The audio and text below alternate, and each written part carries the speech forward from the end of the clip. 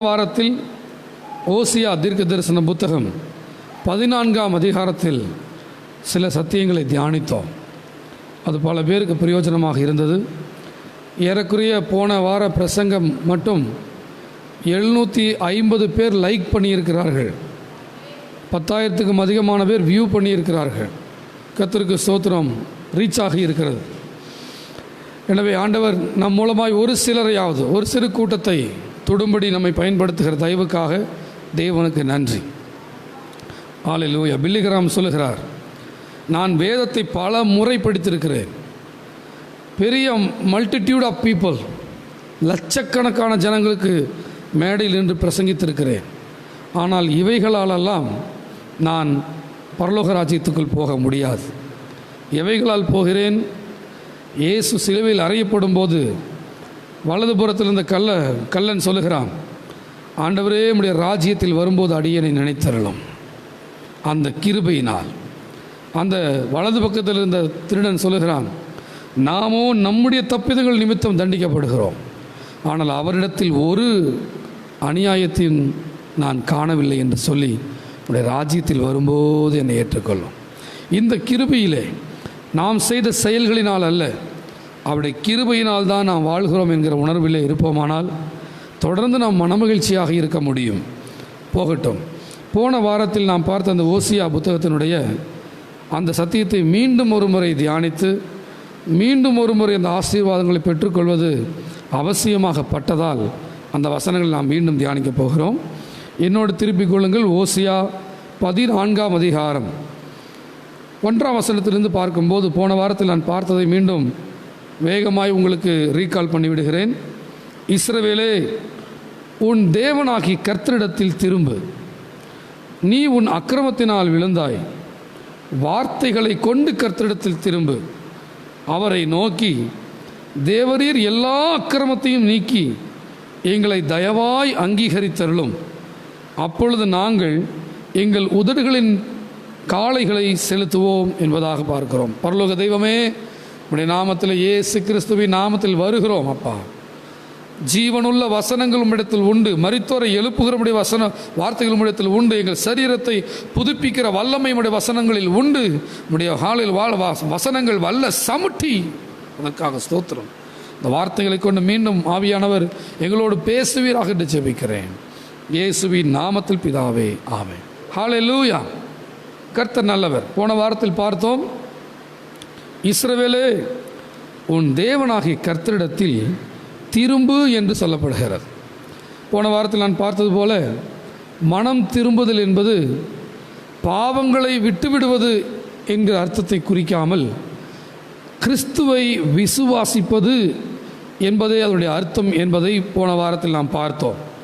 ஹல்லேலூயா. கர்த்தர் நல்லவர். Amen. Thank you Jesus. இயேசுவை விசுவாசிப்பது, இதை குறித்து ஏராளம் ஆதாரங்களை நாம் பார்க்கிறோம். என்னாகமத்தில் கூட 21ஆம் அதிகாரத்தில் நீங்கள் வாசித்து பார்த்தால், கொள்ளிவாய் சர்ப்பங்களினால் கடிக்கப்பட்டு ஏறக்குறைய 3000 பேர் மரித்தார்கள். அப்பொழுது மோசே தேவனிடத்தில் போய் ஆண்டவரே என்று கூப்பிடும்போது தேவன் மோசேயை என்ன செய்ய சொன்னார் என்றால், ஒரு வெண்கல சர்ப்பத்தை உண்டாக்கி அது ஒரு கம்பத்தின் மேல் நாட்டி வை என்று சொல்லுகிறார். அந்த இடத்துல மனம் திரும்ப சொல்லவில்லை. அந்த இடத்துல வேறு எந்த காரியத்தையும் சொல்லவில்லை. மாறாக ஒரு கம்பத்தின் மேல் வெண்கல சர்ப்பத்தை வை என்று சொல்லுகிறார். யாரெல்லாம் பாம்பு கடிப்பட்டார்களோ, யாருடைய உடம்பிலெல்லாம் விஷம் ஏறி இருக்கிறதோ, அவர்கள் அந்த வெண்கல சர்ப்பத்தை பார்த்தால் பிழைப்பார்கள். அவர்கள் செய்ய வேண்டியதெல்லாம் உயர்த்தப்பட்டிருக்கிற இயேசுவை பார்ப்பது மட்டுமே. யோவான் எழுதின சுவிசேஷம் 3:13 வாசிக்கிறோம் அல்லவா? மோசையினால் சர்ப்பமானது வனாந்தரத்தில் உயர்த்தப்பட்டது போல மனுஷகுமாரனும் உயர்த்தப்பட வேண்டும் என்று சொல்லி, இந்த காலை வேளையில் தேவனுடைய வார்த்தை கேட்கிற உங்களை பார்த்து சொல்லுகிறேன், உங்கள் உள்ளங்களில், உங்கள் கவனங்களில் இயேசு உயர்த்தப்பட்டிருப்பாரானால் உங்கள் உடம்பில் இருக்கிற விஷங்கள் வெளியேறும். சில முறை நாம் தவறி விடுகிறோம். ஊழியக்காரர்கள் முதற்கொண்டு நாம் அனைவரும் தவறி விடுகிறோம்.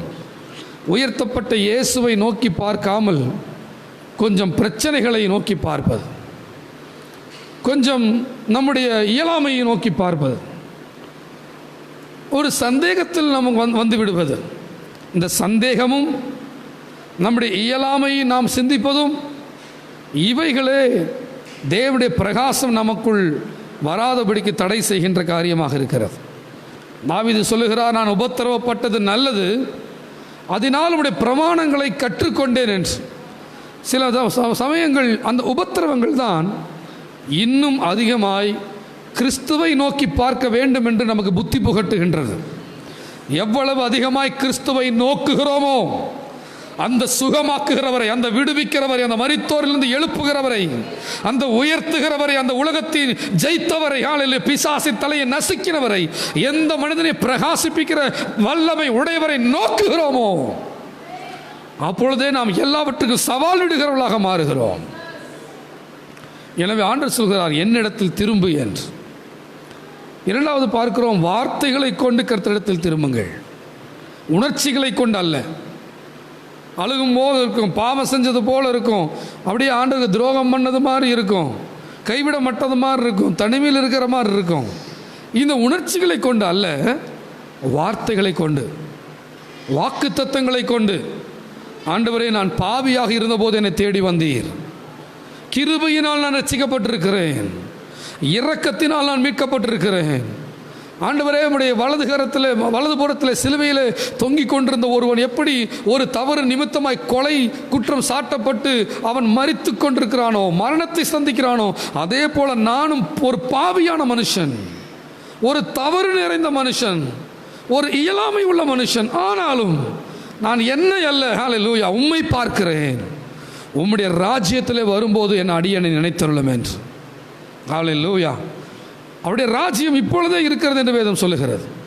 நீதியும் சமாதானமும் பரிசுத்த ஆவியினால் உண்டாகும் சந்தோஷம், இவைகளுக்குள் இப்பொழுதே நாம் பிரவேசிக்க வேண்டும் என்று தேவன் அவருடைய ராஜ்யத்தை கொண்டு வந்திருக்கிறார். ஹல்லேலூயா. கர்த்தருக்கு ஸ்தோத்திரம். கர்த்தர் மகிமைப்படுவாராக. அவருடைய ராஜ்யத்துக்குள்ளே இருக்க அழைக்கப்பட்டிருக்கிறோம். ரோமரில் அந்த வசனம் உங்களுக்கு தெரியும். தேவனுடைய ராஜ்யம் நீதியும் சமாதானமும் பரிசுத்த ஆவியினால் உண்டாகும் சந்தோஷம். இந்த ராஜ்யத்துக்குள் நாம் நுழைவதற்கு நாம் உணர்ச்சிகளை கொண்டு வரக்கூடாது, வார்த்தைகளை கொண்டு வர வேண்டும். பரலோக ராஜ்யம் கொடுக்கிற சந்தோஷத்தை அனுபவிக்க வேண்டுமா? பரலோக ராஜ்யம் கொடுக்கிற மகிழ்ச்சியை, ஒரு குற்றமற்ற மனசாட்சியை, பரிசுத்த ஆவியானவரை, பரிசுத்த ஆவியானவர் கொடுக்கிற சந்தோஷத்தை அனுபவிக்க வேண்டுமா? நீ உணர்ச்சிகளை கொண்டு வராதே, வார்த்தைகளை கொண்டு வா. தவறு செய்து விடுகிறோம். நானும் என்னுடைய 3ஆம் கிளாஸில் இருந்து ஒரு பெந்தகோஸ்தைக்காரனாக இருப்பதினால் எனக்குள்ளாக இருக்கிற அந்த பெந்தகோஸ்தை தன்மைகள், அந்த டாக்டரின், அந்த தவறான உபதேசங்கள் வெளியே போவதற்கு எனக்கு பல வருடம் எடுக்கிறது. நம்ப முடியவில்லை. தேவன் எனக்கு எல்லாம் செய்து முடித்து விட்டார், என்னை அவர் பூர்ணமாய் மன்னித்து விட்டார், அவர் என்னை மிகவும் நேசிக்கிறார், வாக்கு தத்தங்களை முற்றிலுமாய் அவர் நிறைவேற்றுவார். நாம பிரயாசப்படுறதோ, சிந்திக்கிறதோ, கவலைப்படுறதோ, ஓடுறதோ, சுய பிரயாசம் பண்ணக்கூடாது அப்படிங்கிறது எனக்கு புரியறதுக்கு பல வருஷங்கள் ஆகுது. ஹல்லேலூயா. வார்த்தைகளை கொண்டு வாருங்கள். 3வது காரியத்தை பார்த்தோம், நம்முடைய கையின் கிரியைகள் மிகப்பெரிய டேஞ்சர். இது எனக்கு புரியறதுக்கு பல விலை கொடுத்துட்டு இருக்கிறேன் நான். நீங்கள் தயவு கூர்ந்து கவனமாக இருந்து ஜாக்கிரதையாக இருந்து இந்த வசனத்தை புரிந்து கொள்ள வேண்டும் என்று கேட்கிறேன். 3ஆம் வசனம் சொல்லுகிறது, எங்கள் கைகளின் கிரியைகளை பார்த்து நாம் என்ன சொல்லணுமாமா? நீங்கள் எங்கள் தேவர்கள் என்று இனி சொல்ல மாட்டோம். ஹல்லேலூயா. நான் என்ன செய்யணும்? நான் என்ன செய்யணும்? என் குடும்பத்தை ஆசீர்வாதம் ஆக்குறதுக்கு நான் என்ன செய்யணும்? என் பிள்ளைகளை நல்லபடியாக வளர்த்துறதுக்கு நான் என்ன செய்யணும்? ஒரு பொருளாதார ஆசீர்வாதம் வாழ்க்கைக்குள்ளே வர்றதுக்கு நான் என்ன செய்யணும்? ஒரு சுகத்தை அடையிறதுக்கு நான் என்ன செய்யணும்? இன்னும் பிற வாக்குத்தத்தங்களை நிறைவேற்றுறதுக்கு நான் என்ன செய்யணும்? இந்த ஊழியங்களை கட்டமைக்கிறதுக்கு நான் என்ன செய்யணும்? பறக்கும் கழுகு ஊழியங்களை நடத்துறதுக்கு, கர்த்தருக்கு ஸ்தோத்திரம், சவுண்டு, பறக்கும் கழுகு ஊழியங்களை நடத்துவதற்கு நான் என்ன செய்யணும்? ஆசீர்வாத அப்போஸ்தல சபையை நடத்துவதற்கு நான் என்ன செய்யணும்? கர்த்தருக்கு ஸ்தோத்திரம். ஒவ்வொரு விசுவாசிகளும் இப்படி கர்த்தருக்கு மாம்ச பிரகாரமாய் நடக்கும்போது நான் என்ன செய்யணுங்கிற அந்த சிந்தனைகள் ஊழியக்காரர்களாக எங்களை அதிகமாக பாதிக்கிறது. ப்ரெஷர் அதிகமாகிறது உண்மையாலுமே ஒரு சபையை நடத்துகிறவர்களுக்கு. பாண்டிச்சேரியில் ஒரு பாஸ்டர் சொன்னார், ஒரு சகோதரருக்கு திருமணம் வைக்க வேண்டிய இங்கே வரும்போது பல விசுவாசிகள் நிமித்தமாகவே ஊழியக்காரர்களுக்கு பிபியும் சுகரும் வந்துருமாப்பான்னார். கர்த்தருக்கு ஸ்தோத்திரம். ஒவ்வொரு மனிதனுடைய குணங்கள், ஒவ்வொரு மனிதனுடைய செயல்கள், கர்த்தருக்கு ஸ்தோத்திரம், கிறிஸ்துவுக்கு நேராக நடத்துகிற காரியங்கள் இதெல்லாம் பார்க்கும்போது நம்மை அறியாமலேயே ஒரு பாரங்கள். ஆனால் ஆழமான ஒரு உணர்வு உண்டாக வேண்டும். என்னன்னா, எங்கள் கையின் கிரியைகளை நாங்கள் நம்ப மாட்டோம்.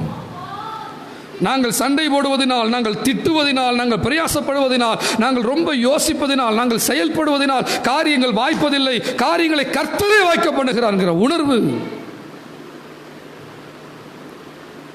பிள்ளைகள் எல்லாம் எதனால வருதுன்னா, கிருபை. கர்த்தர் எல்லாம் செஞ்சு முடிச்சிட்டார். கர்த்தர் எனக்காக சிலுவையில் எல்லாம் செஞ்சு முடிச்சிட்டார். இப்போ நான் செய்ய வேண்டியதெல்லாம் இளைப்பாறுகிறது தான். இளைப்பாறுகிறது தான். அவரோடு இளைப்பாரி கொண்டிருப்பார். அவரோடு எல்லாம் அவர் நடத்துவார். பிள்ளைகளை அவர் நடத்துவார், குடும்பத்தை அவர் நடத்துவார், வாழ்க்கையை அவர் நடத்துவார், பண தேவைகளை அவர் சந்திப்பார், அவர் கைவிட மாட்டார் என்ற ஒரு ஆழமான நம்பிக்கை. ஆழமான நம்பிக்கை. நான் இந்த நேரத்தில் சட்டை போட்டு பிரசங்கம் பண்ணுறனோ, பனியன் போட்டு பிரசங்கம் பண்ணுறனோ, நான் லுங்கி போட்டு பிரசங்கம் பண்ணுறனோ, பேண்ட் போட்டு பிரசங்கம் பண்ணுறனோ, நான் மீசை எடுத்துகிட்டு பிரசங்கம் பண்ணுறனோ, தலைக்கு எண்ணெய் வச்சுட்டு பண்ணுறனோ, அதெல்லாம் இல்லை மேட்ரு. நான் இயேசுவை விசுவாசிக்கிறேனா? இந்த காரியங்களை கர்த்தர் செய்ய வல்லவராக இருக்கிறாரா? குருடர்கள் அவரை பின்பற்றி போகும்போது அப்படியே கண்டுக்காத மாதிரியே இயேசு போகிறாரு. கடைசியில் ஒரு வீட்டில் போய் உட்கார்ந்ததுக்கப்புறம் சில ரெக்கமெண்ட் பண்ணதுக்கப்புறம் கேட்குறாரு, நான் உங்களுக்கு என்ன செய்ய வேண்டும் என்று விரும்புகிறீர்கள்? ஆண்டவரே, நாங்கள் பார்வையடைய வேண்டும் என்று விரும்புகிறோம். இவைகளை செய்ய எனக்கு வல்லமை உண்டு என்று நீங்கள் விசுவாசிக்கிறீர்களா என்று.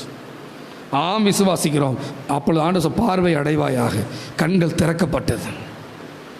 மிகப்பெரிய தவறை நான் முதற்கொண்டு எல்லாரும் செய்து கொண்டிருக்கிறதை நான் உணர்கிறேன். இன்னும் அதிகமாக அவருடைய கிருபையிலே வளர வேண்டியது இருக்கிறது. இன்னும் அதிகமாக அவருடைய விசுவாசத்தில் வளர வேண்டியது இருக்கிறது. இன்னும் அதிகமாக அவருக்குள் இளைப்பாற வேண்டியது இருக்கிறது.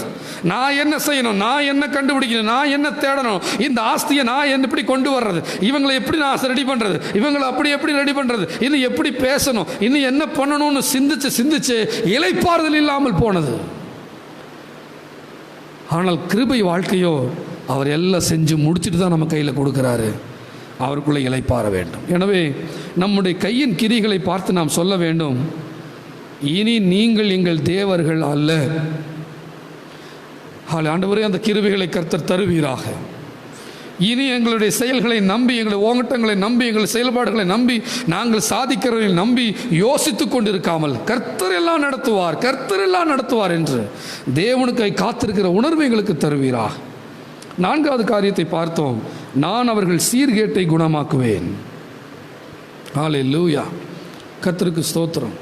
பாவ வாழ்க்கையை, கெட்ட குணங்களை கர்த்தர் குணமாக்குவார். உங்கள் பிள்ளைகளின் கெட்ட குணங்களை கர்த்தர் குணமாக்குவார். உங்கள் குடும்பத்தாரின் கெட்ட குணங்களை கர்த்தர் குணமாக்குவார். உங்களுக்கு வேண்டியவருடைய கெட்ட குணங்களை கர்த்தர் குணமாக்குவார். நாம் காத்திருப்போம். அவசரப்பட வேண்டாம், ஆத்திரப்பட வேண்டாம். நாம தான் அவங்கள மாத்திர மாதிரி பிரயாசம் பண்ண வேண்டாம். கணவனை மாத்துறேன், மனைவியை மாத்துறேன், நான் என் பையனை மாற்ற போகிறேன், என்னுடைய மாமாவை மாற்ற போகிறேன், சித்தப்பாவை மாற்ற போகிறேன்னு சொல்லி அந்த மாத்திர வேலையை நாம் கையில் எடுத்துக்கொள்ள வேண்டாம். இவைகளிலும் நாம் நம்முடைய இளைப்பாறுதலை இழக்கிறோம். கர்த்தருக்கு ஸ்தோத்திரம். பல விதங்களில் என்னுடைய இளைப்பாறுதலை கடந்த நாட்களில் நான் இழந்திருக்கிறேன். கர்த்தருக்கு ஸ்தோத்திரம் மகிமை. 2 விதங்களில். ஒன்று, நான் என்ன செய்ய வேண்டும்? சில்ட்ரன்ஸ் ஹோம் நடத்துகிற அந்த 8 வருஷம் போராட்டம் உள்ள வருடங்கள். ஒரு பணமும் பெருசாக ஒன்றுமே இல்லாமல் இத்தனை பேரை கவர்மெண்ட்டுக்கும் கர்த்தருக்கு ஸ்தோத்திரம் பதில் கொடுத்து, குழந்தைகளுக்கும் பதில் கொடுத்து, அதை நடத்துகிற ஸ்டாஃப்களுக்கும் பதில் கொடுத்து, ஏராளம் சர்டிஃபிகேட்டுகளுக்கு பதில் கொடுத்து, நான் போக போக போக என்னுடைய இளைப்பாறுதலுக்கு மீறி ஓடின காலங்களெல்லாம் உண்டு. அது ஒரு வகையில் நான் துன்பப்பட்டேன். கர்த்தருக்கு சில பிள்ளைகளை மாற்ற வேண்டும் என்பதற்காக நான் போராடினேன். அதெல்லாம் இளைப்பாறுதலை கெடுக்கிறது. ஹல்லேலூயா. ஆனால் ஆண்டவர் வாக்கு கொடுக்கிறாரு, நான் அவர்கள் சீர்கேட்டை குணமாக்குவேன், நானே குணமாக்குவேன் என்று சொல்லுகிறார். எத்தனை பேர் இன்றைக்கு அதை நம்புகிறீர்கள்? ஒரு முடிவெடுத்து விடுங்கள். என் வீட்டு உறுப்பினர்களை மாற்றுவது நான் அல்ல, கர்த்தரே மாற்றுவார். அந்த மன உளைச்சல் எனக்கு வேண்டாம்.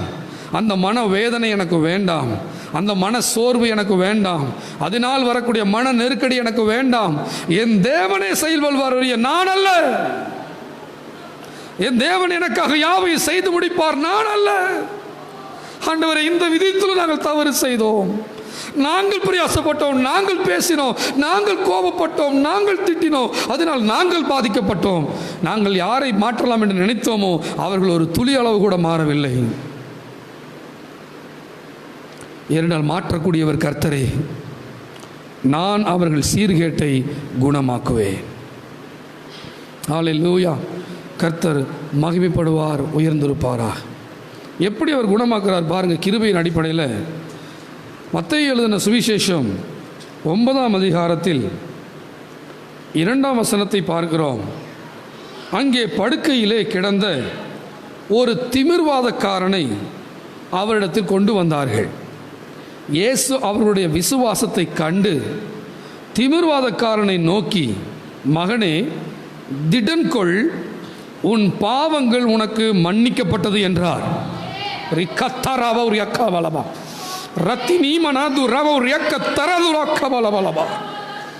அங்கே படுக்கையிலே கிடந்த ஒரு திமிர்வாதக்காரன், திருத்தவே முடியாத ஒரு திமிர்வாதக்காரன், சரியாக்கவே முடியாத ஒரு திமிர்வாதக்காரன், படுக்கையிலேயே கிடந்த ஒரு திமிர்வாதக்காரனை தாங்கள் ஏதாவது செய்யலாமா என்று போராடி கொண்டிருக்காமல் இயேசு செய்வார் என்று அவனை இயேசுவினிடத்தில் கொண்டு வந்தார்கள்.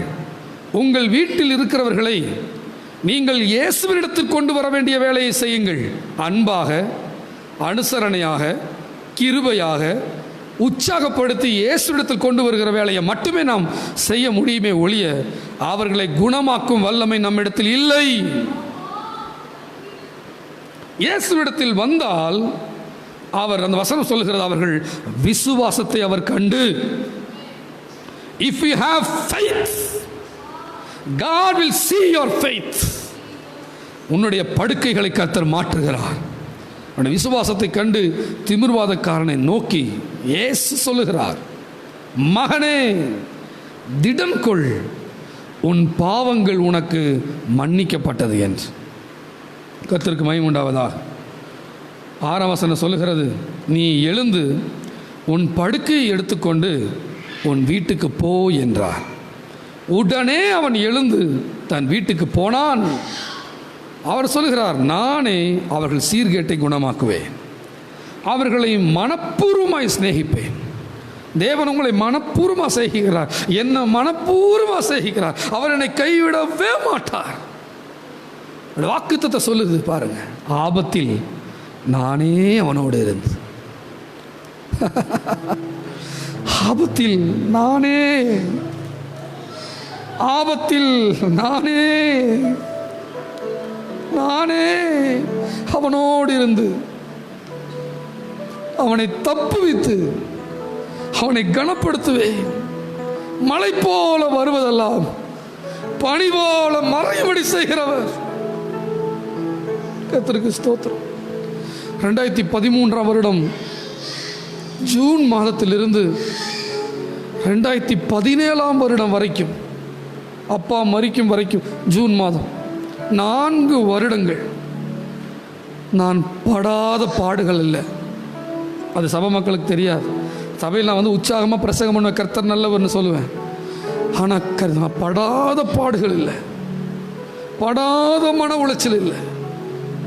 17 வகையான பிரச்சனைகள் அடுத்து அடுத்து அடுத்து அடுத்து வந்து என் எல்லைக்கும் மீறி, என் தகுதிக்கும் மீறி, என் இளைப்பாறுதலுக்கும் மீறி நான் அதிகமாய் பாதிக்கப்பட்டேன். கர்த்தருக்கு ஸ்தோத்திரம், மகிமை உண்டாவதாக. பல மன அழுத்தங்கள், பல மன நெருக்கடிகள். கர்த்தருக்கு ஸ்தோத்திரம். அம்மா ஒரு பக்கம் வியாதிப்பட்டு படுக்கிற காலங்கள், என்னுடைய பல்லு பிரச்சனையினால் 1.5 மாதமாக அப்படி தொடங்கின பிரச்சனை.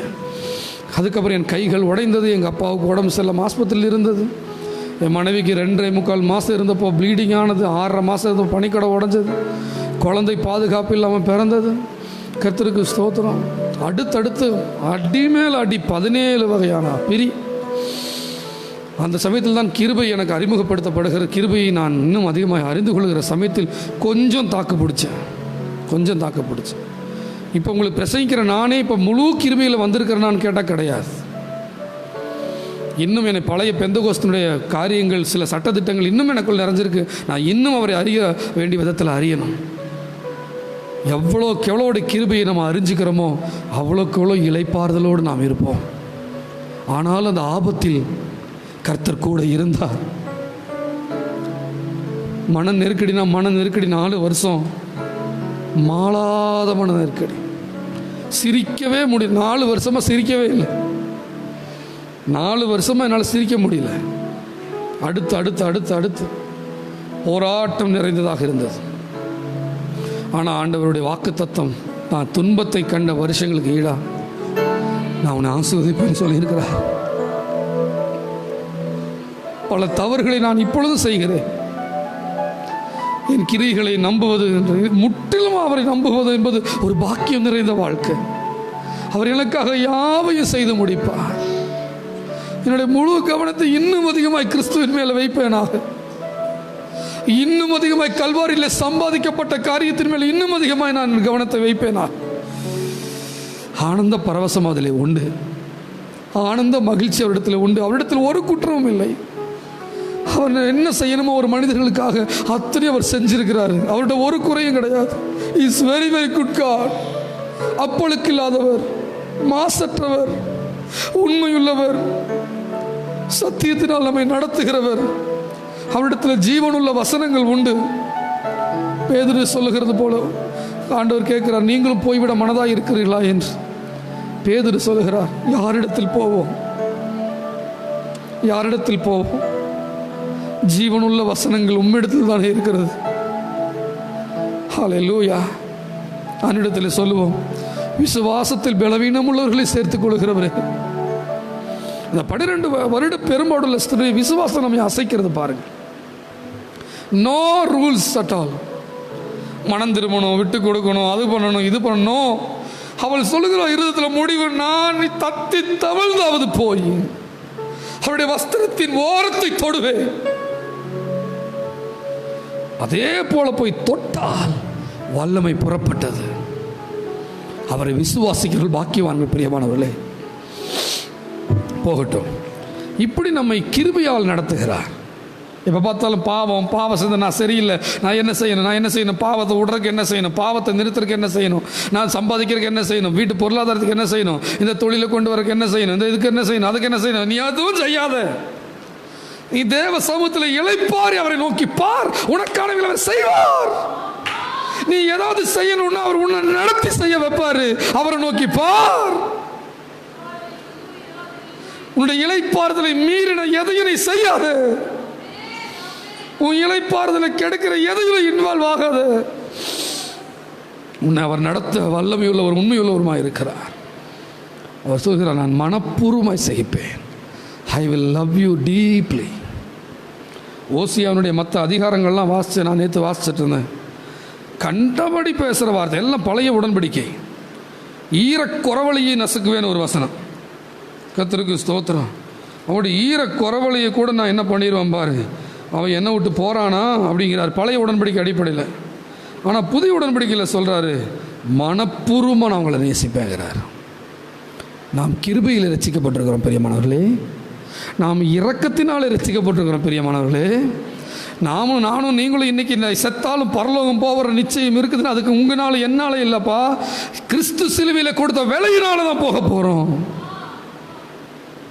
இன்னைக்கு உங்களுக்கு எனக்கு சுகம் கிடைக்க போகுதுன்னா அந்த சுகம் எதனால கிடைக்குதுன்னா அவரை நோக்கி பார்க்கறதுனால கிடைக்கிது. Thank you Jesus. போகட்டும். அவர் சொல்றார், அது கூட 4ஆம் வசனத்தில் கடைசியில் சொல்றார், என் கோபம் அவர்களை விட்டு நீங்கிற்று. இப்போ ஆண்டவர் ஆசீர்வாதங்களை இப்படிப்பட்ட விதத்தில் நடத்தி ஆசீர்வாதங்களை எப்படி தர்றாருன்னு கொஞ்சம் ஆசீர்வாதங்கள் மேலே கவனத்தை வைக்கலாமா? தயவு செஞ்சு நம்ம கவனத்தை ஆசீர்வாதத்து மேலே வச்சு தான் ஆகணும். தப்பு பண்ணிடக்கூடாது. எச்சரிக்கை, ஜாக்கிரதை, மனம் திரும்புன்னு சொல்லி ப்ரெஷரை கூட்டிக்காதீங்க. இந்த ஆசீர்வாதமெல்லாம் வந்துருச்சுனாலே நமக்கு எல்லா வாழ்க்கையும் மாறிடும். வசனம் சொல்லுது பாருங்க, 5ஆவது வசனத்தில், நான் இஸ்ரவேலுக்கு பனி போல் இருப்பேன். இந்த ஆசீர்வாதம் வேணுமா வேண்டாமா? ஒரு கூல், ஒரு சந்தோஷம், ஒரு மன ரம்மியம் அப்படிங்கிற பனியை போல் அவர் இருப்பாராமா. அது எவ்வளோ பெரிய ஆரோக்கியம் தெரியுமா? இந்த ஆசீர்வாதத்தை இழந்துடக்கூடாது. உபாகம் 28 இருக்கிற ஆசீர்வாதங்கள் எல்லாம் நமக்கு வந்தே தீரணும், அதை பெற்றுக்கொண்டே ஆகணும். நான் பனியை போல் இருப்பேன், அவன் லீலி புஷ்பத்தை போல மலருவான். ஆண்டவர் உங்களை இந்த வார்த்தை கேட்டுக்கொண்டு தனி நபரை பார்த்து நான் சொல்கிறேன். இந்த வார்த்தையை கேட்டுக்கொண்டிருக்கிற தனி நபர் அந்த பெண்ணை பார்த்து பேசுகிறான். ஆண்களை, பெண்களை, பிள்ளைகளை அதை பார்த்து விசுவாசத்தோடு கவனித்துக் கொண்டிருக்கிற உங்களை பார்த்து சொல்கிறேன், அல்லது உன்னை பார்த்து சொல்கிறேன். ஹல்லேலூயா, நீ லீலி புஷ்பத்தை போல மலருவாய். என்ன எதிர்காரியங்கள் உனக்கு எதிராய் போய் கொண்டிருந்தாலும் that will never overcome you. அப்பா சொல்ற, நான் உனக்கு சொன்னதை செய்யும் அளவு உன்னை கைவிடுவது இல்லை. Just like God is faithful. யாக்கோபின் தேவன் அவர். யாக்கோபு புண்ணியம் பண்ணிட்டு ஓடி வரல. யாக்கோபு யோக்கியமான ஏதோ வேலைத்தனம் பண்ணி ஓடிட்டு வரல. லொல்லு பண்ணிட்டு ஏமாத்திட்டு ஓடி வர்றான். ஆனா தேவன் அவனை தெரிந்து கொண்டாரு. இன்னைக்கு உங்களை தெரிந்து கொண்டவர் அவர். சொல்ற, நான் உனக்கு சொன்னதை செய்யும் அளவு உன்னை கைவிடுவது இல்லை. ஹல்லேலூயா. மரித்தோரை எழுப்புகிற கர்த்தர் என்னோடு உன்னோடு இருப்பதினால் உலகத்துக்கும் வியாதிக்கும் பலவீனங்களுக்கு சவால் விடுகிறவர்கள் பலப்படுத்துவார். நான் உன்னை பலப்படுத்தி உனக்கு சகாயம் பண்ணுவேன். என் நீதியின் வலது கரத்தினால் உன்னை தாங்குவேன். மலருவான், லீபனோனை போல் வேரூன்றி நிற்பான். இந்த பூமி எங்க அப்பனோடது, இங்க நாம் வேரூன்றுவோம். அவன் கிளைகள் ஓங்கி படரும். அவன் அலங்காரம் ஒலிவ மரத்தினுடைய அலங்காரம் போலவும், அவனுடைய வாசனை லீபனோனுடைய வாசனையை போலவும் இருக்கும். அவன் நிழலில் குடியிருக்கிறவர்கள் திரும்பி வருவார்கள். தானிய விளைச்சலை போல செழித்து திராட்சை செடிகளை போல படருவார்கள். அவன் வாசனை லீபனோனுடைய திராட்சரசத்தின் வாசனையை போல் இருக்கும். இனி எனக்கும் விக்கிரகங்களுக்கும் என்ன என்று எப்பிராயிம் சொல்லுவான். இந்த இடத்துல விக்கிரகம் என்று எதை சொல்லுகிறேன்? கையின் கிரியைகளை நம்புவது. விக்கிரகம் சொன்னா ஏதோ விக்கிரகத்தை நினைச்சிடக்கூடாது. ஆகும்னா நாங்களும் விக்கிரக வழிபாடு பண்றது இல்லைங்கன்னு அது சந்தோஷப்படக்கூடாது. 2-3 விக்கிரகங்கள் 4 விக்கிரகங்கள் இருக்கு. 2வது விக்கிரகம் உங்களுக்கு தெரியும், பொருளாசை. பட் இங்க ஒரு விக்கிரகம் இருக்கு. என்னது? என் கையின் கிரியைகளை நம்புவது. நான் பண்ணிடுவேன், நான் ஜெயிச்சிருவேன், நான் பண்ணிடுவேன். இவைகளை இனி உனக்கும் எனக்கு சம்பந்தம் இல்லைன்னு எப்பிராயிம் சொல்லுவான். எப்போ அது முடியும் தெரியுங்களா? கிருபைக்குள்ள வந்தா மட்டும்தான் அது முடியும். நியாயப்பிரமாணத்தில் இருந்தால் அது சாத்தியமாகாது. நியாயப்பிரமாணம் நமக்கு வேலை கொடுத்து நான் என்ன செய்யணும்னு என்னை மாற்றி விட்டுருச்சு இந்த பழைய ஏற்பாடும் நியாயப்பிரமாணம். ஆனால் புதிய ஏற்பாடு என்னை எப்படி தெரியுமா மாற்றி இருக்கணும்? எனக்காக அவர் எல்லாம் செஞ்சுட்டாரு, எல்லாம் எனக்கு செஞ்சுட்டாரு. நான் திருப்தியா இருக்கிறேன், சந்தோஷமா இருக்கிறேன், சுகமாக்கப்பட்ட, மன்னிக்கப்பட்ட, ஆசீர்வதிக்கப்பட்டன்னு அந்த இளைப்பாறுதலுக்குள்ள வாழ்றது தான் புதிய ஏற்பாடு. உங்கள் பிள்ளைகளுக்கான பொண்ணு மாப்பிள்ளை கர்த்தர் ஏற்படுத்தி வச்சுட்டாரு. உங்க திருமண செலவுகள் அவர் ஏற்படுத்தி வச்சுட்டாரு. நீங்க இந்த பூமியில வாழ்ற வரைக்கும் உங்களுக்கு வேண்டிய அத்தனை செலவுகளுக்கும் அவர் பே பண்ணிட்டாரு. ஹல்லேலூயா. இதுதான் எப்பிராயிம் விக்கிரகங்களை பார்த்து சொல்றான், உனக்கும் எனக்கும் என்ன? இனிமேல் என் செயல்களை ஐ ஓன்ட் கான்சன்ட்ரேட். நான் அவர் எல்லாம் எனக்கு செஞ்சு முடிச்சிட்டார். அதையே நம்பி அவருக்குள்ள இளைப்பாருவேன். அப்புறம் அவர் என்ன ஒரு கருவியாக பயன்படுத்தி என்ன சில விஷயங்களுக்கு நேரம் நடத்துவார். நான் கூட அந்த கடமையை மட்டும் செஞ்சுட்டு மறுபடியும் இளைப்பாறுதலையே தான் இருந்துட்டு இருப்பேன். எந்த கட்டத்திலும் என் கிரியைகளை நம்புறதுங்கிற வேலையை நான் செஞ்சிட மாட்டேன். எப்படி நமக்கு ஆனாலும் சரி, அதனால நம்ம கீழே போனாலும் சரி, மேலே வந்தாலும் சரி, நம்மளோட கிரியைகளை நம்பி நடக்குமா நடக்காதா பெரிய அக்கப்போறது. அதிலிருந்து கர்த்தர் என்னை விடுதலை ஆக்குவார், உங்களை விடுதலை ஆக்குவார். கர்த்தருக்கு ஸ்தோத்திரம். அவன் மேல் நான் அவனுக்கு செவி கொடுத்து, அடுத்த ஆசீர்வாதம் பாருங்க, இதான ஆசீர்வாதம். நான் அவனுக்கு செவி கொடுத்து, அப்புறம் அவன் மேல் நோக்கமாக இருப்பேன், நோக்கமாக இருந்தேன். அப்புறம் நான் பச்சையான தேவதாரு விருட்சம் போல் இருக்கிறேன், என்னாலே உன் கனி உண்டாயிற்று. இப்ராஹிம் சொல்லணும், நீ சொல்லணும், உங்கள் வீதியில் இருக்கிற மக்கள், உங்கள் வீட்டில் இருக்கிற மக்கள், எல்லா மக்கள்கிட்ட உங்கள் மூலமாக அங்கே கனி உண்டாயிருக்கும். இப்ராஹிம் சொல்கிற அளவுக்கு நான் பச்சையான ஒளிவு மரத்தை போல் இருக்கேன், என்னாலே உங்களுக்கு ஆசீர்வாதங்கள் வருகிற அளவுக்கு தேவனை ஆசீர்வதித்து வச்சிருக்கிறார். இப்படிலாம் சொல்லிட்டு இந்த ஓசியா 13 அதிகாரம் பழைய உடன்படிக்கை மனசில் வச்சுக்கிட்டு ஈரக்கொலையை கொள்ளுவேங்கிறார். அது வாசித்து பார்த்தீங்கன்னா தெரியும். அங்கே 13ஆம் அதிகாரம் ஓசியா 13:8. எதனால? குட்டிகளை பறிகொடுத்த கரடியை போல நான் அவர்களை எதிர்த்து அவர்கள் ஈரக்குலையை கிழித்து அவர்களை அங்கே சிங்கம் பச்சிக்கிறது போல பச்சித்து போடுவேன், காட்டு மிருகங்கள் அவர்களை பீறி போடும். இஸ்ரவேலே, நீ உனக்கு கேடுண்டாக்கி கொண்டாய். இப்படி பழைய உடன்படிக்கையை மனசில் வச்சு. ஆனால் இப்போ புதிய உடன்படிக்கை இயேசு நமக்காக எல்லாம் செஞ்சிட்டதுனால கர்த்தருக்கு ஸ்தோத்திரம், அவர் ஈரக்குலையை கிழிக்கிறவர் இல்லை, ஈரக்குலையை சுகமாக்குகிறவராய் மாறுகிறார். இதை மனசில் வச்சுட்டு தான் 9ஆம் வசனம் 14:9 சொல்லுது, இவைகளை உணரத்தக்க ஞானமுள்ளவன் யார்? இவைகளை கிரகிக்கத்தக்க புத்தி உள்ளவன் யார்? கிருபை பிரமாணத்தை உணர்றதுக்கு ஒரு புத்தி தேவைப்படுது. அதை கிரகிக்கவே முடியலப்பா. என் பாவம் ஒரு பொருட்டு இல்லையா? என் பாவங்களை நீங்க மன்னிச்சிட்டீங்களா? என் பாவத்திற்கு தண்டனை எனக்கு இல்லையா? என் பாவங்களை மன்னிச்சிட்டீங்களா? நான் உங்க பிள்ளையா? கிரகிக்கவே முடியல. அதை கிரகிக்க புத்தியுள்ளவன் யார்? கர்த்தருடைய வழிகள் செம்மையானவைகள், நீதிமான்கள் அவைகளில் நடப்பார்கள், பாதகரோ வென்றால் அவைகளில் இடறி விழுவார்கள் என்று. போகட்டும். 5ஆம் வசனத்திலிருந்து 9ஆம் வசனத்து வரைக்கும் சொன்ன அத்தனை வாக்குத்தத்த ஆசீர்வாதங்களும் நிறைவேறின ஒருவனை பார்த்து நாம் ஜெபம் பண்ணி முடிக்கப் போகிறோம்.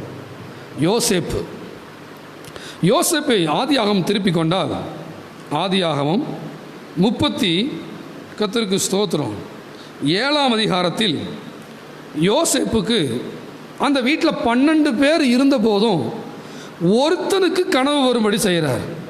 நல்லா கவனிங்க.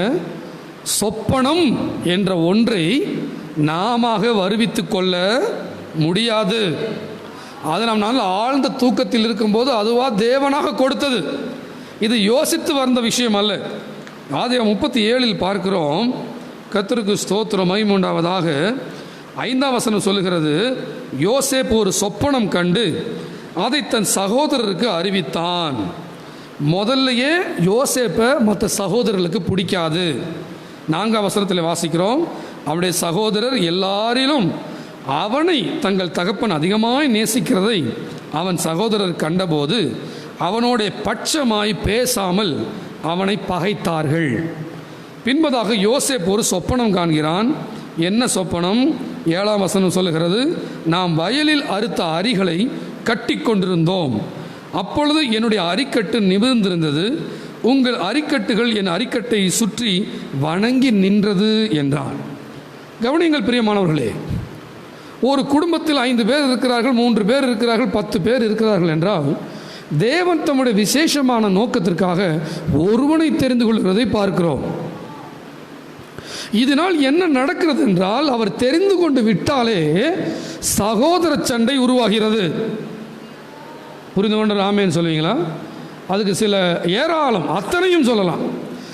ஆபேலு காயின்ல தொடங்கி இஸ்மவேல் ஈசாக்கு, ஏசா யாக்கோப்பு, இங்கே யோசேப்பு அவன் சகோதரர்கள், இன்னொரு பக்கம் தாவீது அவன் கூட பிறந்தவர்கள். கர்த்தருக்கு ஸ்தோத்திரம். ஏராளம் அத்தனையும். நம்ம ஆபிரகாம், லோத்து, எங்கே தேவன் ஒரு மனிதனை தெரிந்து கொள்ளுகிறாரோ விசேஷ நோக்கத்துக்கு, அந்த இடத்தில் அந்த வீட்டில் பிரிவினைகள், பிரச்சனைகள் உருவாகிறது. இது யோசேப்பு உருவாக்கினவைகள் அல்ல, இது ஈசாக்கு உருவாக்கினவைகள் அல்ல, இது ஆபிரகாம் உருவாக்கினது அல்ல. இது கர்த்தருக்கு ஸ்தோத்திரம் ஹல்லேலூயா, ஹல்லேலூயா. ஆன்ல இருக்கா? கவனியுங்கள். சில சமயம் வீடியோ கட் ஆகிறதுனால ஒரு குடும்பத்தில் சில சகோதரர்கள் 2 பேர் 5 பேர் 3 பேர் 10 பேர் 12 பேர் இருக்கிறார்கள் என்றால் அவர்களில் ஒருவனை தேவன் தெரிந்து கொள்கிறார். அந்த ஒருவன் நிமித்தம் அந்த வீட்டுக்குள் கலகங்கள், பிரச்சனைகள் உண்டாகிறது. இவைகள் யோசேப்பு உண்டாக்கவில்லை. ஒரு குடும்பத்தில் ஒருவனை கர்த்தர் விசேஷமாக தெரிந்து கொள்ளும் போது மற்ற சகோதரர்கள் பகைப்பது என்பது ஒரு நிதர்சனமாய் நடக்கக்கூடிய விஷயம். காயின் ஆபேலை போல, ஈசாக்கு இஸ்மவேலை போல, ஆபிரகாம் லோத்து போல, யோசேப்பு அவன் சகோதரர்கள் போல, தாவீது அவன் சகோதரர்கள் போல என்று, யாக்கோபு ஏசா போல என்று அத்தனையிலும் அதை பார்க்கிறோம். அத்தனையிலும் அதை பார்க்கிறோம். அதனால் சில குடும்பங்களில் உங்கள் வாழ்க்கையில் சில பிரச்சனைகள் வருகிறது என்றால் அங்கே யாராவது ஒருவரை தேவன் விசேஷமாக தெரிந்தெடுத்திருப்பார். ஹல்லேலூயா. அவனை விசேஷமாக்குவார். யோசேப்பு அவன் பாட்டுக்கு ட்ரெஸ்ஸை போட்டுக்கிட்டு, அப்பா அண்ணா நல்லா இருக்கீங்களாண்ணா, நம்மளை டூர் போகலாம் வாங்கண்ணா, நம்மளாம் ஜாலியாக இருக்கலாம் வாங்கண்ணான் இருக்கிறான். ஆனால் இவனுக்கு ஒரு சொப்பனத்தை கொடுத்து, ஒரு தரிசனத்தை கொடுத்து அவனை வித்தியாசப்படுத்திட்டதுனால இப்போ இவனை வீட்டில் இருக்கிறவங்களுக்கே பிடிக்கல. நல்ல கவனிங்க பிரியமானவர்களே, மாம்ச குணத்தை உடையவர்களாக இருந்து வேண்டுமென்றே சகோதர சண்டைகளை போடுகிறவர்களை நான் இப்பொழுது பேசவில்லை. தேவனால் தெரிந்து கொள்ளப்பட்டு தேவன் நோக்கத்துக்காக நாம் இருக்கும்போது வரக்கூடிய சகோதர சண்டையை பேசிக் கொண்டிருக்கிறேன். ஹல்லேலூயா. தேவன் அதனுடைய முடிவை ஆசீர்வாதமாக கொண்டு வருவார். கர்த்தருக்கு மகிமை உண்டாவதாக. இப்போ யோசேப்புக்கு தன் சகோதரர்களாலே ஒரு பெரிய பகைமை உருவாக்கப்படுகிறது. யோசேப்பு எதுவுமே செய்யாமலேயே தொடர்ந்து சகோதரர்கள் பகைத்து கொண்டே இருக்கிறார்கள். சிமியோன், லேவி யாரு? தேவனால் தெரிந்து கொள்ளப்பட்ட சந்ததி லேவி கோத்திரம். யூதா யாரு? யூதா கோத்திரத்தில் தான் இயேசு பிறந்தார். ரூபன் யாரு? யோசேப்பையே குழியில் இருந்து காப்பாற்ற முயற்சி செஞ்ச ஆள். கர்த்தருக்கு ஸ்தோத்திரம். எல்லாருமே விசேஷமான கோத்திரங்கள் தான். ஆனால் இவைகள் சம்பவிக்க வேண்டும் என்று தேவன் திட்டம் பண்ணியிருக்கிறார். இந்த சகோதரர்கள் எல்லாம் யோசேப்பை கொலைக்காண்டில் இருக்கிறாங்க, கொலை பண்ணுறதுக்கு. ஆனால் வெளியிலிருந்து பார்த்தால், ஒரு 3வது மனுஷனாக இருந்து பார்த்தால், ஏன் இப்படி யோசேப்பு நடந்துக்கிறான்? யோசேப்புக்கு புத்தி வேண்டாமா? அவன் சின்ன பையன் தானே, அவன் எல்லாம் அட்ஜஸ்ட் பண்ணி போக வேண்டாமா? என்ன இவங்கெல்லாம் கிறிஸ்தவங்க அப்படிங்கிற மாதிரி சூழ்நிலை வெளியில் தோணும். யாருக்கெல்லாம் இப்படி தோணிருச்சுன்னா, தாவீதை பார்த்தவங்களுக்கு, ஈசாக்கை பார்த்தவங்களுக்கு. ஈசாக்கு மேட்டில் ஈசாக்கு பிறந்து கொஞ்சம் வளர்ந்து வந்த உடனே இஸ்மவேல் வந்து பிரச்சனை சண்டைக்கே நின்றுட்டு இருக்கிறான்னு சொல்லி சாராள் வந்து ஒரு ஆலோசனை கொடுத்து இஸ்மவேலையும் ஆகாரையும் வெளியே துரத்துங்கிறான். அதை படித்த உடனே என்ன இப்படி ஒரு முடிவு எடுக்கிறாங்க, வெளியே துரத்துறாங்க அப்படின்னு நான் சிந்தித்தேன். ஆனால் அதுக்கப்புறம் பார்த்தீங்கன்னா தேவனே அதுக்கு சப்போர்ட் பண்ணுறாரு சாராளுக்கு. ஆமாம், வாக்குத்தத்தத்தின் பிள்ளையோடு மாம்சமானவன் சேர்ந்து இருக்க முடியாது, அவன் சொன்னது கரெக்டு தான், அவனை வெளியே துரத்துங்கிறார். ஒரு ஆமேன்னு சொல்லுவீங்களா? அதே மாதிரி ஆபிரகாம் பேச்சை கேட்டு அவன் வெளியே அனுப்பிச்சிட்றான். எங்கே போவாங்க, என்ன பணம் இருக்குது, என்ன பண்ண போகிறான், வனாந்தரத்தில் போகிறாங்க, எதுவும் தெரியாது. ஆனால் அனுப்பிச்சாச்சு. ஆனால் வனாந்தரத்தில் ஆகாரையும் பிள்ளையும் கர்த்தர் காப்பாற்றினார். ஆனால் தேவனுடைய நோக்கம் என்ற ஒன்று இருக்கிறது. யோசேப்புக்கு இந்த பிரச்சனைகள் வந்து ஏராளமான உளைச்சல்கள். அவங்க வந்து திட்ட, இவன் பார்த்த திட்ட, நீ மட்டும் பெரிய ஆளாடா, நீ இது பண்ணாடா, நீ பெரிய ஞானியாடா, நீ பெரிய சொப்பனம் பார்த்துட்டியாடா அப்படின்லாம் சொல்லி கரெக்டாக ஆண்டு எக்ஸாக்டாக டைம் வரும்போது அந்த சகோதரர்களை விட்டு கர்த்தருக்கு ஸ்தோத்திரம் யோசேப்பை பிரிக்கிறார். நல்லா கவனிங்க. எல்லா பழைய ஏற்பாட்டு சகோதர சண்டைகள், இந்த உடன்படிக்கைகள் அருமையான கிருபை பிரமாணத்தின் அடிப்படையில் இருக்கிற நியாய பிரமாணம் வருவதற்கு முன்பதாக நடந்த ஆதிப்பிதாக்கள், இன்றைக்கு நமக்கு முன்னுதாரணமாக இருக்கிற ஆபிரகாம், ஈசாக்கு, யாக்கோப்புடைய வாழ்க்கையில் நடந்த உவமானங்களை உங்களுக்கு சொல்கிறேன். தேவன் மாறாதவர். ஆபிரகாமை விட்டு லோத்து பிரிந்து போனது போல, காயினை விட்டு ஆபேல் பிரிந்து போனது போல, கர்த்தருக்கு ஸ்தோத்திரம், சகோதரரை விட்டு தாவீது பிரிந்து வந்தது போல, சகோதரரை விட்டு யோசேப்பு வெளியே வந்தது போல, ஏசாவை விட்டு யாக்கோபு வெளியே வந்தது போல, தேவனால் தெரிந்து கொள்ளப்பட்டவர்கள் ஒரு குறிப்பிட்ட காலங்கள் தன் சகோதரரை விட்டு வெளியே வருவார்கள். இது தேவ கண்ணோட்டத்தில் பார்க்க தெரிந்திருக்க வேண்டும். அதை பொறுமையாக கர்த்தருக்கு ஸ்தோத்திரம். அந்த காலங்கள் வரைக்கும். எந்த காலங்கள்? யாக்கோப்பு போவான், அங்கே திருமணம் செய்வான், பின்பதாக அவன் ஆடு மாடுகளோடு திரும்பி வருவான், பின்பதாக ஏசாவோடு ஒரு உறவு உண்டாகும்படி கர்த்தர் செய்வார். லோத்து போவான், லோத்து கர்த்தருக்கு சோதோம் குமார பட்டணத்துக்கு போவான், பின்பதாக ஒரு காலகட்டங்கள் வந்த பிற்பாடு ஆபிரகாம் அந்த லோத்தை காப்பாற்றும்படி போவான். ஈசாக்குடைய நம்ம யோசேப்புடைய சகோதரர்களை விட்டு யோசேப்பு போவான், அவனை தனிமைப்படுத்தப்படுவான், தூரமாக போவான், எந்த உறவுகள் வைத்துக் கொள்ள மாட்டான், அவன் தூரமாக இருப்பான். ஒரு கட்டத்தில் யோசேப்பு உயர்த்தப்பட்ட பிற்பாடு சகோதரர்கள் பிள்ளைகள் சேர்க்கப்படுவார்கள். புரிந்து கொண்டு ராமேன்னு சொல்லுவீர்களா? இதெல்லாம் தேவனுடைய செயல். ஆபிரகாமை விட்டு வெளியே கொண்டு வருகிறார் அவர், யாக்கோப்பை வெளியே கொண்டு வருகிறவர் அவர், ஈசாக்கை வெளியே கொண்டு வருகிறவர் அவர், இன்றைக்கு யோசேப்பை வெளியே கொண்டு வந்து வரும் அவர். நன்றாக கவனியுங்கள். நாம் நீதியின் நிமித்தம் துன்பப்படுவோம். நீங்கள் தேவனால் தெரிந்து கொள்ளப்பட்டது உண்மையானால், தேவ பிரசன்னம், தேவனுடைய விசேஷமான சொப்பனம், தேவனுடைய விசேஷமான அழைப்பு தரிசனம் உங்களுக்குள் இருக்குமானால் நீங்கள் குடும்பத்தில் சிலரை விட்டு வெளியே வந்தேதான் ஆக வேண்டும். ஆனால் அது உலகத்தார் தவறாக புரிந்து கொண்டு அது பிரிவினை, பகைமை, கசப்பு, ஏன் இப்படி இருக்கிறார்கள் என்று சொல்லுவார்கள். ஆனால் தேவனோ தன்னுடைய செயலை செய்து கொண்டிருக்கிறார். அது எப்பொழுது விளங்கும் என்றால், மீண்டும் அந்த சகோதரரை கர்த்தர் கூட்டி சேர்க்கும் போது அது விளங்கும். ஒவ்வொருவரை கர்த்தர் விசேஷமாக பயன்படுத்த வல்லவராக இருக்கிறார். சத்தமர் ஆமென் சொல்லுவீங்களா? கர்த்தருக்கு மகிமை உண்டாவதாக. இந்த பாடுகளை யோசேப்பு தாங்கி கொண்டான், சகித்தான். கொஞ்ச நஞ்சம் அல்ல, வெளிநாட்டுக்கு விற்கப்பட்டான். கர்த்தருக்கு மகிமை உண்டாவதாக. பல பாடுகளை அனுபவித்தான். அவைகளெல்லாம் உங்களுக்கு தெரியும். ஆனாலும் ஓசியா 14 அதிகாரம் 5 சொல்லப்பட்டது போல யோசேப்பு மலர்ந்தான், யோசேப்பு வேரூன்றினான். யோசேப்புடைய வாசனை பல நாடுகளுக்கு பரவினது. அவனுடைய கிரியைகளை நம்பி இல்லை, அவன் கர்த்தரை நம்பி இருந்தார். எனக்கு சொப்பனம் கொடுத்தவர் அதை நிறைவேற்ற வல்லவராக இருக்கிறார். இன்றைக்கு உங்களுக்கு வாக்குத்தத்தம் கொடுத்திருக்கிறார். பலவிதமான இடர்பாடுகள், சில சமயம் கட்டின மனைவியினாலே வரக்கூடிய பாடுகள் இருக்கிறது, சில சமயம் கட்டின கணவரால் வரக்கூடிய மன உளைச்சல் பாடுகள் இருக்கிறது, பெற்ற பிள்ளைகளாலே இருக்கிறது, கூட பிறந்தவர்களால் இருக்கிறது. ஆனால் எல்லாம் தேவன் அதை பார்க்கிறார். வாக்குத்தத்தம் பண்ண உண்மையுள்ளவராக இருந்து ஏற்ற சமயத்தில் அற்புதங்களை காணும்படி செய்வார். பிரிந்து போன குடும்பங்கள் சேரும், பிரிந்து போன உறவுகள் சேரும்.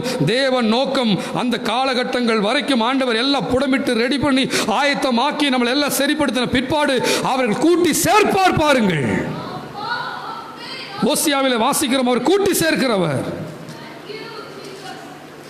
மீண்டும் அவர்கள் திரும்புவார்கள் என்று வசனம் சொல்லுகிறது.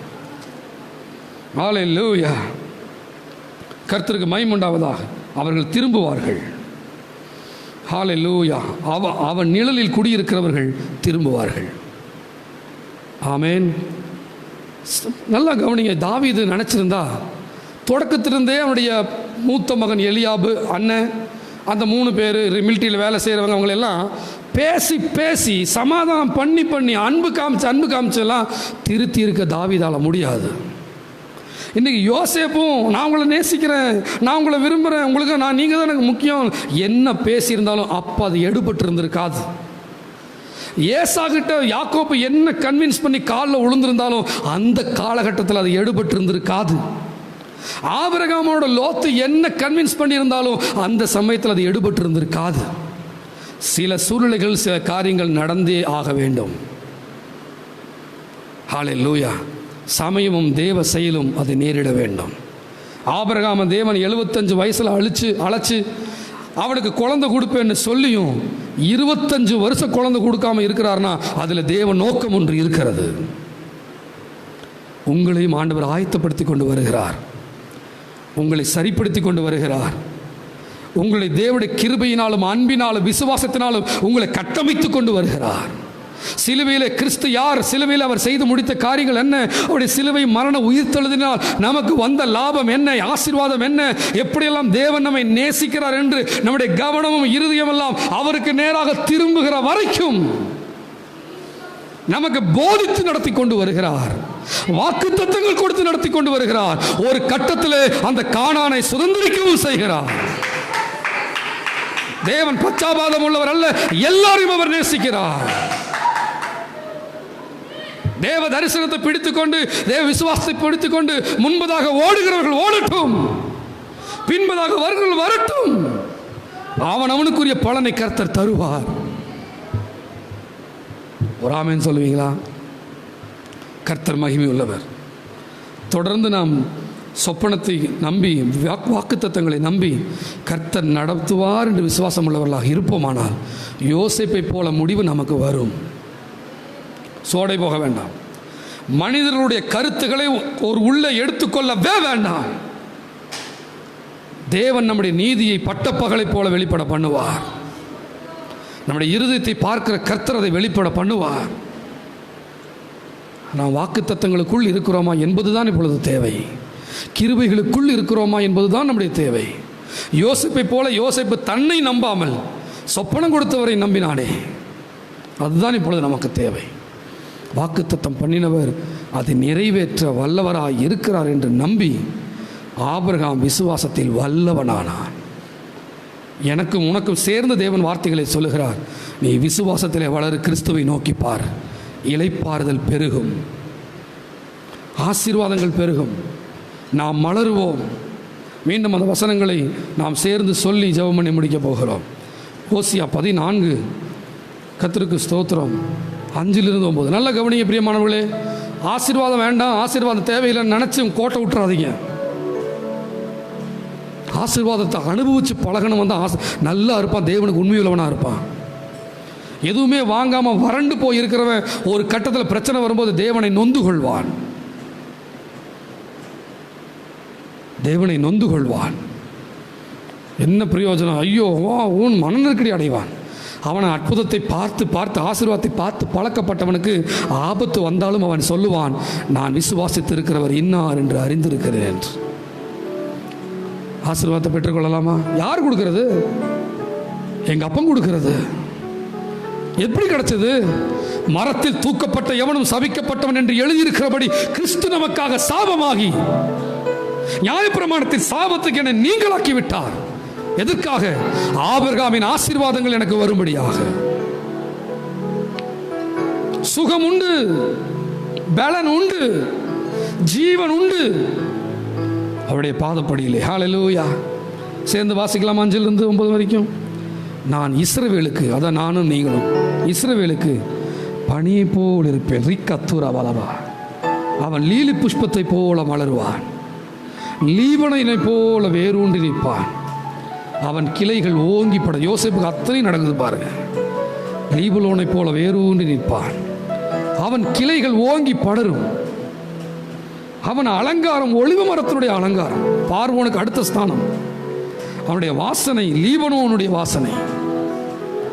அவன் நிழலில் குடியிருக்கிறவர்கள் திரும்புவார்கள். கூட பிறந்த சகோதரர்கள், அவருடைய அப்பா, இப்ப எல்லாம் அத்தனை பேர் யோசேப்பினிடத்தில் வருகிறார்கள். தானிய விளைச்சலை போல செழித்து திராட்சை செடிகளைப் போல படருவார்கள். அவன் வாசனை லீபனோனுடைய திராட்சை ரசத்தின் வாசனை போல் இருக்கும். இனி நான் என் கையின் கிரியைகளை நம்ப மாட்டேன். என்னை வாழ வைக்கிறவர் கர்த்தர். எனக்கு வேலை கொடுத்தவர் கர்த்தர். வேலை செய்யும்படி செய்கிறவர் கர்த்தர். மனிதனுடைய கண்களில் தயவு கட்டளையிடுகிறவர் கர்த்தர். என் இருளை வெளிச்சமாக்குகிறவர் கர்த்தர். என் தலையை உயர்த்துகிறவர் கர்த்தர். என் வீட்டை சமாதானமாக்குகிறவர் கர்த்தர். என் வீட்டை அரண்மனையாய் மாற்றுகிறவர் கர்த்தர். எனக்கு பொருளாதாரத்தை தருகிறவர் கர்த்தர். எனக்கு நித்திய ஜீவனை தருகிறவர் கர்த்தர். எனக்கு நீதி சமாதானத்தை தந்தவர் கர்த்தர். என் படுக்கையை மாற்றுகிறவர் கர்த்தர். என் பாவங்களை மன்னித்தவர் கர்த்தர். இரத்த பாதுகாப்பை கொடுத்தவர் கர்த்தர். பிசாசின் மேலே வெற்றியை கொடுத்தவர் கர்த்தர். அவரை நோக்கி பார்த்த முகங்கள் பிரகாசம் அடைந்தன. It is Jesus, not us. பழைய ஏற்பாட்டு புத்தி என்னை விட்டு வெளியே போகட்டும் ராஜா. நான் என்ன செய்யணும், நான் என்ன செய்யணும், நான் என்ன செய்யணும்? நோ, எனக்காக அவர் எல்லாம் செய்து முடித்து விட்டார். அதை நான் சாப்பிட போகிறேன், ரிசீவ் பண்ண போகிறேன். என்னை வாழ வைக்கும்படி மெய்யாகவே அவருடைய பலவீனங்களை ஏற்றுக்கொண்டு நம்முடைய நோய்களை சுமந்தார். நமக்கு சமாதானத்தை உண்டு பண்ணும் ஆக்கினை அவர் மேல் வந்தது. அவருடைய தழும்புகளால் நாம் சுகமானோம். தகப்பன் பட்ட பாடுகளினால் பிள்ளை இன்றைக்கு ஆசீர்வாதமாக இருக்கிறது. நன்றி அப்பா. நாம் ஜெபம் பண்ணுவோம். ஹல்லேலூயா. பரலோக தகப்பனே, உம்முடைய கிருபைகளுக்காக, அன்புக்காக நன்றி. நீர் மாறாதவர். மனுஷங்களுக்கு என்ன நடந்தா என்ன நடக்கலங்க அப்பாற்பட்ட வார்த்தை, தேவனுடைய வார்த்தை வல்லமை உள்ளது. There is no compromise in the power, in the life, in the word of God. தேவனுடைய வார்த்தைகளிலே வல்லமை இருக்கிறது, உயிர் இருக்கிறது என்பதை ஒரு நாளும் மறுக்க முடியாது. நன்றி அப்பா. இந்த வார்த்தை விலையேறப்பட்ட வார்த்தைகளுக்காக நன்றி. கேட்டவர்கள் தொடப்பட்டார்கள், பலப்படுத்தப்பட்டார்கள், இன்னும் கர்த்தருக்குள் வளருவார்கள். தங்கள் கிரிகளை நம்பாமல் ஜெபம் பண்ணட்டும், ஆனால் ஜெபத்தை நம்பிடக்கூடாது. உபவாசம் இருக்கட்டும், உபவாசத்தை நம்பிடக்கூடாது. அதை நம்பி இதை நம்பி அதை நம்பிடக்கூடாது. எல்லாம் கிறிஸ்துவே கிறிஸ்துவே கிறிஸ்துவே கிறிஸ்துவே காரியங்களை வாய்க்க பண்ணுகிறது என்று உங்களையே நாங்கள் நம்புகிறோம். சுகத்தை பெற்றுக்கொண்டோம், ஆசீர்வாதத்தை பெற்றுக்கொண்டோம், சமாதானத்தை பெற்றுக்கொண்டோம். யோசேப்புடைய வாழ்க்கை, அவன் மலர்ந்தான், வேரூண்டினான், எல்லைகள் பரவினது, வாசனை பரவினது, வாக்குத்தத்தம் நிறைவேறினது. சகோதரர்கள் வந்தார்கள். கர்த்தருக்கு ஸ்தோத்திரம். அவன் தன் கிரிகளை நம்பாமல் தேவனை நம்பினான், உயர்த்தப்பட்டான். யோசேப்புடைய வாழ்க்கையில் தேவனுடைய நோக்கம் நிறைவேறினது. அதே போல எங்களுக்கு நிறைவேறும். இந்த சேதாரம் இராதபடி நாங்கள் சுகமாக்கப்பட்டோம். அதுக்காக நன்றி. அனைத்து மகிமைக்கே செலுத்துகிறோம். ஆண்டவரே, தொடர்ந்து ஒருவர் வர நாட்களில் ஜூமில் ப்ரேயர் இந்த பிள்ளைகள் அனைவரும் கலந்து கொள்ளட்டும். அந்த அரை மணி நேரம் கொடுக்கறக்காக அவங்க விலை கொடுக்க தயாராக இருக்கட்டும். வேறு எந்த சிந்தனைகளும் காரியங்களும் குணமும் அவர்களை தடை செய்யாது இருப்பதாக சிறு பிள்ளைகளை போல மாறி எல்லா பிள்ளைகளும் அந்த ஜெபத்தை அறிவிக்கும் போது கலந்து கொள்ளட்டும். புதன்கிழமை ப்ரேயர் ஆசீர்வதிங்க. தெய்வ மகிமைகளை மூடிக்கொள்ளட்டும். இயேசு கிறிஸ்துவின் நாமத்தில் ஜெபிக்கிறவங்கள் ஜீவனில் நல்ல பிதாவே. ஆம். என் ஆத்துமாவே, என் முழு உள்ளமே, என் ஆத்துமாவே, கர்த்தர் செய்த சகல உபகாரமும் மறவாது. பிதாவாகிய தேவனுடைய அன்பும் ஆண்டவராகிய இயேசு கிறிஸ்துவின் கிருபையும் பரிசுத்த தேவ ஆவியருடைய ஐக்கிய ஸ்நேகம் சகா சந்தோஷம் நம் அனைவரோடு கூட ஒட்டச்சத்த தாராபுர ஜான் நடத்துகிற சபை எல்லா பிள்ளைகளோடு கூட இருப்பதாக. ஆமென். ஹல்லேலூயா. கர்த்தர் உங்களை ஆசீர்வதிப்பார். நீங்கள் கொழுத்த கன்றுகளைப் போல வளருவீர்கள். தேங்க்யூ.